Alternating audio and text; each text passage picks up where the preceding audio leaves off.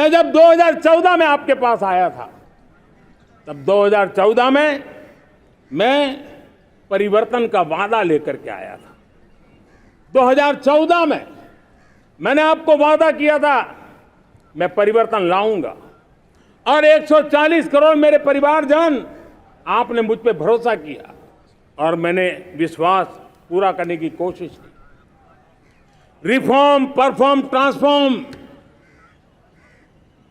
वो 5 साल जो वादा था वो विश्वास में बदल गया, क्योंकि मैंने परिवर्तन का वादा किया था। रिफॉर्म, परफॉर्म, ट्रांसफॉर्म के द्वारा मैंने इस वादे को विश्वास में बदल दिया। कठोर परिश्रम किया है, देश के लिए किया है, शान से किया है, सिर्फ और सिर्फ नेशन फर्स्ट, राष्ट्र सर्वोपरि, इस भाव से किया है। 2019 में परफॉर्मेंस के आधार पर आप सबने मुझे फिर से आशीर्वाद दिया। परिवर्तन का वादा मुझे यहां ले आया, परफॉर्मेंस मुझे दोबारा ले आया, और आने वाले 5 साल अभूतपूर्व विकास के हैं। 2047 के सपने को साकार करने का सबसे बड़ा स्वर्णिम पल आने वाले 5 साल है। और अगली बार 15 अगस्त को इसी लाल किले से मैं आपको देश की उपलब्धियां, आपके सामर्थ्य, आपके संकल्प, उसमें हुई प्रगति, उसकी जो सफलता है, उसके गौरवगान, उससे भी अधिक आत्मविश्वास के सामने, आपके सामने मैं प्रस्तुत करूंगा। भारत देश के प्रधानमंत्री नरेंद्र मोदी का यह उद्बोधन खल गया है। राष्ट्रवादी पार्टी के वरिष्ठ नेता शब्बीर विद्रोही को कि फिर से प्रधानमंत्री नरेंद्र मोदी 2024 में लाल किले से ही देश को संबोधित करेंगे। मैं पहले तो आपके दर्शकों का अभिवादन करूं, फिर आपके प्रश्नों के तरफ मैं आता हूं। आपका प्रश्न है कि हमारे देवेंद्र जी ने कहा था मी पुनः एल, पुनः मी एल, यानी जो भी है मैं पुनः आऊंगा। इन्होंने कह दिया 15 अगस्त को कि मैं फिर से 2014 में यहाँ झंडा फहराने आऊंगा। यही ना, आपका सवाल तो यही है। मेरी गारंटी है कि 2024 के चुनाव के बाद चाहे किसकी भी सरकार बने, नरेंद्र मोदी देश का प्रधानमंत्री नहीं रहेगा। इस अवसर पर उन्होंने दावा भी किया कि 2024 में किसी भी कीमत पर देश के प्रधानमंत्री नरेंद्र मोदी नहीं बनेंगे। राष्ट्रवादी कांग्रेस पार्टी के वरिष्ठ नेता शब्बीर विद्रोही का यह भी कहना है कि प्रधानमंत्री अब प्रचार मंत्री की भूमिका निभा रहे हैं, जो कि लाल किले से दिया गया उनका भाषण ही यह दर्शाता है। आप पूछेंगे कैसे नहीं रहेगा, तो मैं आपको बहुत साफ साफ कारण बता देता हूं।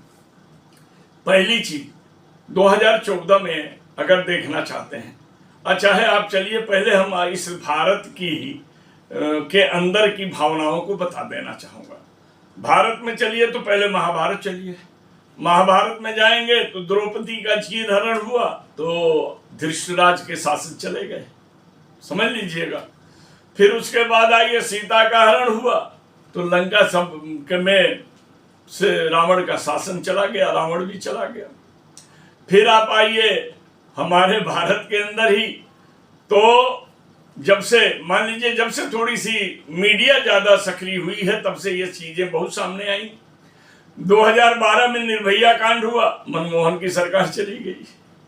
अब मणिपुर का ये कांड हुआ है, मोदी की सरकार चली जाएगी। इन समीकरण को भी देखकर अगर आप बात करेंगे तो ये जाने वाली है। दूसरी चीज फिर से एक नजर और डालिए कि 4 का बड़ा महत्व है।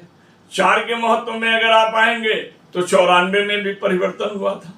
फिर आप बाद में आइए इधर देखिए, 84 में भी एक परिवर्तन हुआ था, याद कीजिएगा। 77 में एक सरकार, 84 में इंदिरा गांधी मरी थी, जिनको गोली मारा गया था, याद है ना आपको? 84 की ही घटना है ना। तो फिर परिवर्तन हुआ।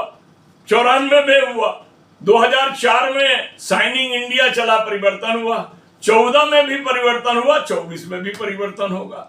अब ये एक मजाहिया तौर पर, एक मजाक के तौर पर बात है, लेकिन इसमें भी एक समीकरण को आप गौर से देख लें। फिर मैं एक समीकरण देता हूं। 14 में हुआ क्या? 14 में लोग भाजपा से बहुत खुश नहीं थे, लेकिन मोदी के प्रति लोगों की भावनाएं जाग गई, एक वर्ग की भावना जाग गई कि हमको ऐसा ही नेता चाहिए। फिर एक आपका जो है गुजरात मॉडल आ गया, जो मॉडल बगैर देखा हुआ मॉडल था कि क्या था किसी ने देखा नहीं, लेकिन गुजरात को विकसित मान करके एक मॉडल ला लिए तो उस मॉडल की बात चली। नारे कितने अच्छे आए हैं, बहुत हुई महंगाई की मार। अब की बार फिर वो बात आई, लोगों ने कहा 100 दिन में महंगाई हटाने की बात आई, अच्छे दिन लाने की बात आई, 15 करोड़ खाते में पहुंचाने की बात आई, भ्रष्टाचार मिटाने की बात आई, बहुत सी बातें आई जिन बातों पर। और उधर मोदी जी ने इधर उधर की बातें करना बहुत शुरू किया।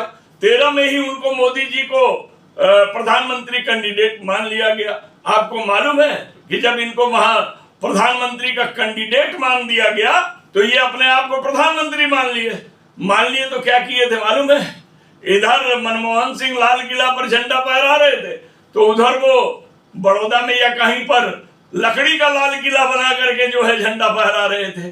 तो सवाल ये है कि ये अहंकारी व्यक्ति है, इसको अगर कुछ, ये कभी ये नहीं मानता, ये डायरेक्ट मंत्री पद पर आया, राजनीति जमीन की नहीं जाना। ये पीएम है, शुरू से था और आज भी है। पहले वो पीएम था, प्रचार मंत्री था अपने आरएसएस में, बाद में प्रधानमंत्री बना, सीएम बना पहले, उसके बाद प्रधानमंत्री बना। तो ये मामला अपने जगह पर जाकर के सटीक बैठता है। अब सवाल ये आता है कि आज की स्थिति में और कल की स्थिति में क्या फर्क है 14 की स्थिति में। 14 में मैंने पहले भी कहा कि लोग भाजपा से कम आकर्षित थे, मोदी से ज्यादा आकर्षित हुए। और अब की बार भाजपा से लोग कम नाराज हैं, मोदी से ज्यादा नाराज हैं। लोग कहते हैं, यहां तक कि भाजपा के भी सभ्य नेता, सुशिक्षित नेता, सोचने वाले नेता कहते हैं यार झूठ कभी कभी इतना ज्यादा नहीं बोलना चाहिए कि झूठ का ही प्रकाष्ठा जो है इतनी ऊंचाई पर चला जाए कि इस लोगों का सच से भी विश्वास हट जाए। जैसे कहावत के रूप में था, एक लड़का जो है गांव वालों को परेशान करने के लिए चिल्लाया करता था, भेड़िया आया। गांव वाले जाते थे और भेड़िया नहीं देखते थे। एक दिन सचमुच में भेड़िया आया और वो चिल्लाता रह गया, भेड़िया उसको खा के चला गया, लोग गए नहीं। तो आज लोग ये कह रहे हैं कि ये इतना झूठ बोलता है कि अब सच पर भी भरोसा होना मुश्किल हो गया है। और ये स्थितियों को देखने के बाद आपको मैं एक चीज बता दूं, मैं भविष्यवक्ता नहीं हूं, लेकिन हवाएं जब रुक जाती हैं, तापमान बढ़ जाता है, तो आदमी कहता है कि तूफान आएगा, बारिश होगी या आंधी आएगी, क्योंकि वायुमंडल में शून्यता का ये है। आज सामाजिकता के अंदर शून्यता पैदा हो रही है। समाज ये देख रहा है कि ये आदमी किसी काम का नहीं है।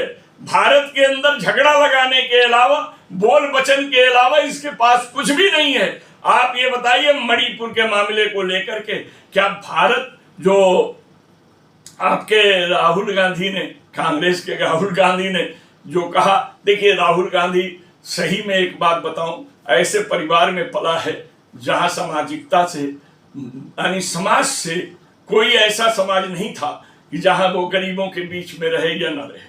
लेकिन जब से वो पदयात्रा किया, तब से वो हर समाज के वर्ग से मिला, गरीब से मिला, अमीर से मिला, अंधे से मिला, लंगड़े से मिला, तब उसके अंदर से एक भावना अलग हुई। ये बात अलग है, अंग्रेजी मीडियम से पढ़ने वाला हिंदी बोलने में थोड़ा लड़खड़ा जाता है, बोलने की शैली उसकी बहुत अच्छी नहीं है, लेकिन बात सच करता है। उसके किसी बात में झूठ कोई बता दे, और उसने कहा पार्लियामेंट में, बड़ा सही कहा, इतना साफ सुथरा कहा उसने कि आपको क्या बताएं। उसने क्या कहा कि झूठ आप बोलते हैं, हम नहीं बोलते हैं, और उसने उसे दिखा दिया। ऐसी परिस्थिति में आज की स्थिति जो पैदा हो रही है, उसमें ये बात समझ लीजिए कि देश की जनता में आज मोदी से ज्यादा राहुल का ग्राफ बढ़ता जा रहा है, लेकिन राहुल जी उसे लेंगे, ग्रहण कर पाएंगे, नहीं कर पाएंगे, क्योंकि देने वाला तैयार है, लेने वाले की भी क्षमता चाहिए, चेष्टा चाहिए, योग्यता चाहिए। तो देश की जनता मोदी को बदलना चाहती है, और उसके लिए कौन बनेगा ये अभी हम नहीं बता सकते। कारण क्या है कि देश की जनता कौन जीतेगा इसके चक्कर में नहीं है। देश की जनता का रुख ये है कि मोदी हारेगा, मोदी को हराना है। किसको जिताना है उसने अभी मूड नहीं बनाया है, मगर मोदी को हराने का मूड बना लिया है। और इन चीजों को देखते हुए मैं आज आपको बता दूं, मैं 13-14 साल की उम्र से राजनीति में हूं, राजनीति के कुछ तो हिस्सों को जानता हूं। ये सारी चीजों को देखते हुए मैं दावे के साथ कह सकता हूं कि भारत की राजनीति में आने वाले 2024 के चुनाव के बाद मोदी जी देश के प्रधानमंत्री नहीं रहे।